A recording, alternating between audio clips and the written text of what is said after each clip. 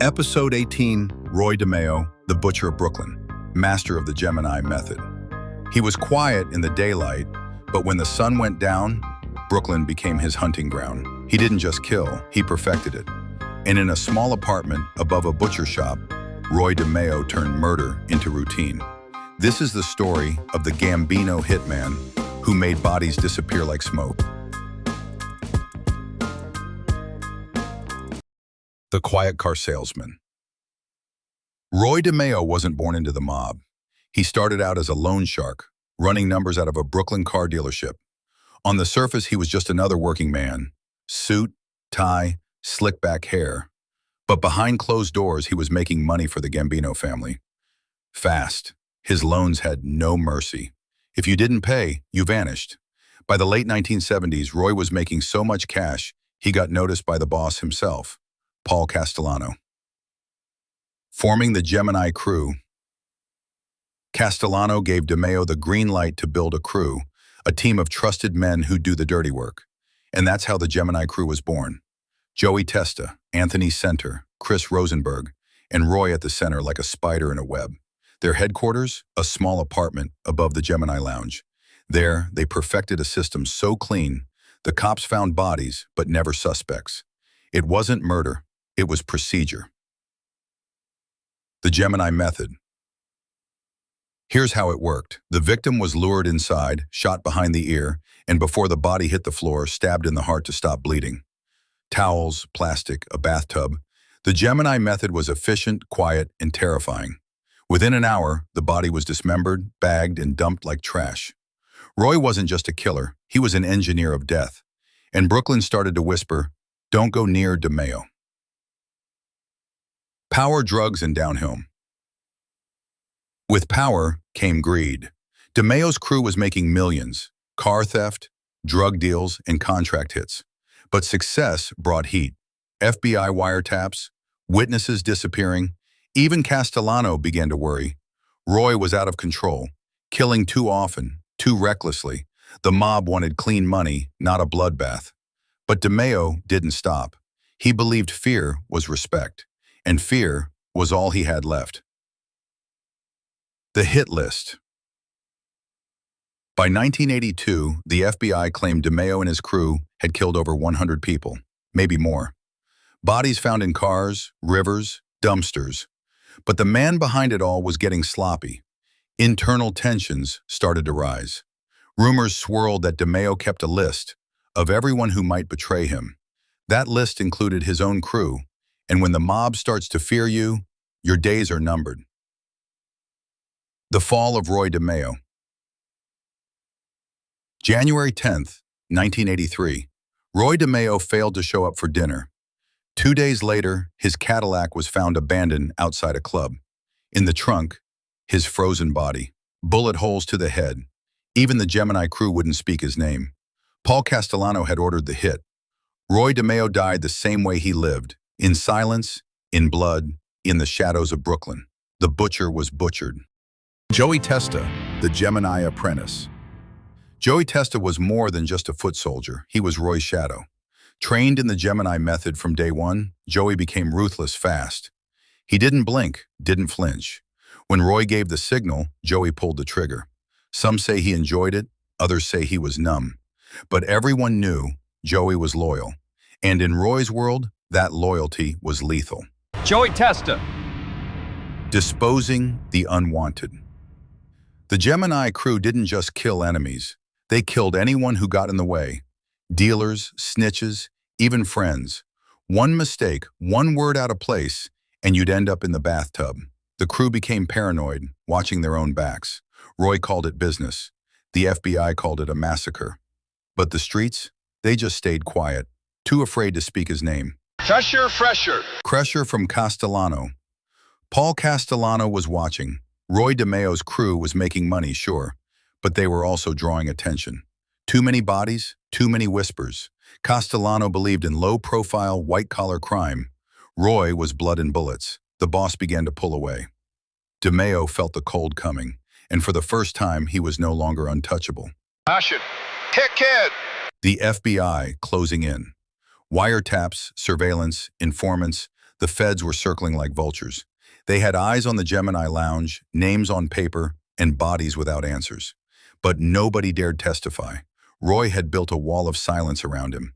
Still, agents knew it was just a matter of time. One slip, one rat, that's all it would take. Texas students, PFBI. A crew falling apart. The Gemini crew began to crumble. Chris Rosenberg was the first to go, killed by his own boss after causing heat with another crew. Joey Testa and Anthony Center were watching closely. Trust was dying and fear was rising. Roy, once the fearless butcher, started looking over his shoulder. He'd built a kingdom of violence, and now it was collapsing. I plead BI. Preparing for the hit, Roy knew the end was near. He started carrying more weapons, sleeping less, and calling old friends with paranoia in his voice. He even told his son, "If I disappear, don't look for me." The Gambino family had made up their mind. Roy had served his purpose. Now it was time to silence him, the same way he'd silenced so many others. The final ride, January 10th, 1983. Roy DeMeo was called to a meeting. He told his wife he'd be back for dinner. He wasn't. Surveillance showed him driving to a Brooklyn location. But after that, he vanished. No screams, no shots heard, just silence. For 2 days, there was nothing. And then, a Cadillac. The trunk. Discovery. Roy's Cadillac was found parked outside the Varuna Club. Inside the trunk, police discovered his frozen body, stiff, bloodied, and riddled with bullet holes. He'd been shot several times in the head and chest. There were no signs of struggle. Whoever did it, Roy trusted them. That trust got him killed. The suspects. Rumors flew fast. Was it Joey Testa, Anthony Center, or did the order come directly from Paul Castellano himself? Some claimed Roy's own crew lured him to the slaughter. Others say it was a hit squad handpicked by Big Paul. The truth? Nobody talked. Not then, not now. In the mob, silence is sacred, especially when the butcher gets butchered. The FBI files. The FBI called Roy DeMeo the most prolific killer in organized crime. Over 70 confirmed hits. Some agents said it could have been more than 200. His file was thick. Surveillance, testimonies, timelines, bodies. But when he died, it all stopped. Like someone cut the power. The Gemini Lounge was shut down. The trail went cold. Legacy of fear. Even dead, Roy DeMeo cast a shadow. His crew scattered. Some flipped. Some disappeared. Others kept killing, but none of them spoke of Roy. He became a ghost in Brooklyn. His name, still whispered. His methods, still studied. The Gemini Method lives on. In books, in stories, in nightmares. DeMeo didn't just kill people. He built a blueprint. Moby the streets. Roy's death didn't bring peace. It brought more blood. Loose ends were tied up with bullets. Old debts were collected the hard way. And the streets of Brooklyn? They remembered. The cold look in his eyes. The silence before the shot. The car that never came home. Roy DeMeo was gone, but his terror never left. The Gemini Lounge closes down. After Roy's death, the Gemini Lounge didn't just shut, it rotted. Locals say the smell of bleach lingered for weeks. Police tore through it, hoping to find bodies or clues. But Roy had been too clean, too precise. The walls stayed silent, just like the crew that once called it home. Joey and Anthony keep the flame alive. Joey Testa and Anthony Center didn't disappear. They evolved. They took the lessons Roy taught them and kept working under the radar. When arrests came years later, the feds called them cold-blooded machines. But in their eyes, they were just continuing the family business. Murder was the product, and they were the salesman. DeMeo's son breaks the silence. Years later, Roy DeMeo's own son, Albert, came forward. He spoke of fear, of violence, of knowing something wasn't right. He wrote a book. He tried to find peace, but his words carried weight. And for the first time, the world saw Roy not just as a killer, but as a father, a monster who came home for dinner like nothing happened. Hidden victims, unsolved murders. Many of Roy's victims were never identified. No names, no families, just empty spaces on police reports. Some were criminals, others were just in the wrong place at the wrong time. DeMeo's legacy is built on the unknown, the people who vanished without a trace, their stories buried beneath his reputation. From killer to legend. As twisted as it sounds, Roy DeMeo became a legend. Books, documentaries, even Hollywood whispers. His name stood alongside the biggest bosses, but for different reasons. He didn't run rackets, he ran executions. And that's what made him feared. Even in death, he held power. The mob never created another DeMeo because it knew it couldn't control him. The price of silence. In the end, the silence around Roy DeMeo wasn't loyalty. It was fear. Nobody wanted to be the next name on a list. That's what the Gemini Method created. Not just corpses, but obedience. It was a message. Speak out and vanish. The bodies may be gone, but the silence, it still echoes in Brooklyn. The murder of Chris Rosenberg. Chris Rosenberg was like a son to Roy, but loyalty didn't save him. After Chris botched a deal with Cuban traffickers, Castellano ordered his death. Roy was forced to make the call. Chris was lured, shot, and cleaned up like any other hit. Roy cried afterward, but followed the code. Business was business. Training killers like clockwork. Roy didn't just kill, he taught others how to kill. Quietly, efficiently, without emotion. Each member of the Gemini crew was trained like a soldier. The shots, the cleanup, the disposal. It became muscle memory. Roy DeMeo turned street thugs into executioners. Brooklyn wasn't just his turf, it was his classroom. Mob politics turned against him. Behind closed doors, the bosses were growing restless. DeMeo had become a liability. The FBI heat, the media attention, the rumors. It all made Paul Castellano nervous. And in the mob, when a soldier becomes bigger than the boss, that soldier doesn't last long. Roy knew it. He felt the walls closing in. Ghost cars and acid barrels. Some victims weren't just dismembered, they were dissolved. Roy's crew experimented with acid barrels, burning remains, and junkyard crush jobs. One car showed up with a body welded inside the trunk. The message was clear: vanish without a trace. The Gemini method kept evolving, deadlier and more secretive. The quiet murders nobody talks about. Not every kill was flashy. Some were quiet: a walk in the park, a meeting in a car, a drink that ended with a knife. These murders never made headlines, no drama, just silence. Those are the ones that haunt ex-cops and retired mobsters to this day. The ones nobody writes about, but everyone remembers. Cold justice years later. Years after Roy's death, his crew started to fall. Joey Testa and Anthony Center were arrested and convicted. Trials revealed chilling details. Judges called it one of the most ruthless crews in U.S. history. But Roy? He never faced a courtroom. He escaped the law by becoming a victim of it. Justice came in the form of betrayal and a bullet. The Gemini apartment wasn't just a room. The Gemini Lounge had an upstairs apartment where most of the killings took place. But this wasn't some random room. It was built for death. Soundproofed, easy to clean, close to the bar for cover. Some say the furniture never moved, that once you entered, you never left, at least not whole. Victims who knew their fate. There were moments when victims realized what was happening, too late. A nervous laugh, a twitch, a question like, "Hey, where's everyone else?" Then silence. Roy trained his crew to strike before the panic, clean, fast, final. These moments were burned into the crew's memories, nightmares dressed in suits. The FBI's frustration. Despite years of surveillance, wiretaps, and undercover work, the FBI struggled to nail Roy. No one would talk. No physical evidence stuck. It was like chasing a shadow. Agents admitted that DeMeo ran one of the tightest crews they'd ever seen. No weak links, no loose lips. Just whispers and corpses. DeMeo's reach beyond Brooklyn. Roy wasn't just a local butcher. His work touched Jersey, Miami, and even overseas. Some victims had cartel ties. Others were part of mafia feuds stretching across cities. Wherever there was money or danger, Roy's name came up, quietly, deadly. He wasn't a street thug anymore. He was international fear. Bodies in the dumpsters. One of Roy's favorite tricks? Dumping bodies in commercial trash compactors. No ID, no trace. Garbage trucks carried away the evidence, never to be seen again. It was efficient, brutal, and completely untraceable. The mob never had a cleaner. The day Brooklyn breathed again.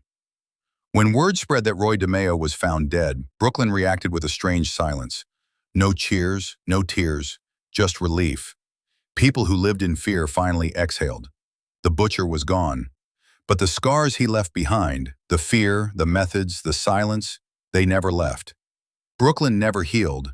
It just learned to live with ghosts. Anatomy of a Gemini hit. Every hit followed the same rhythm. The handshake, the seat, the distraction. Then, the shot behind the ear. One clean bullet, the stab in the heart, the towels, the knives, the dismemberment. It wasn't chaos, it was choreography. Roy made murder feel like routine, like it was just part of the job. The diary that disappeared. Rumors floated that Roy kept a personal diary, a coded log of who he killed, who gave the orders, who owed him. The FBI never found it. Some believe his family destroyed it. Others think someone in the mob kept it hidden. If it ever surfaced, it could rewrite mob history or start a war.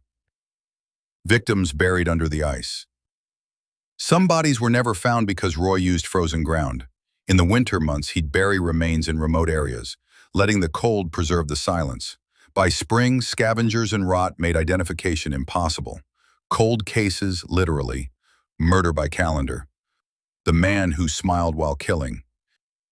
One crew member said DeMeo sometimes smiled during hits.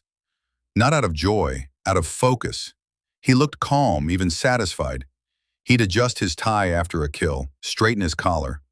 Like a man finishing paperwork. That's what terrified people the most. Not just the murder, but how normal he made it seem. The family that never knew. At home, Roy was just dad. He brought home groceries. He told his kids to study hard. He ate dinner with the family. But he never spoke of what he did. He never let them see the monster. He separated his worlds until they collided. When his body was found, his children were left with a name drenched in blood. The hit he couldn't avoid. They say every killer meets someone better. Roy trained hitmen, built monsters. But in the end, he couldn't see his own death coming.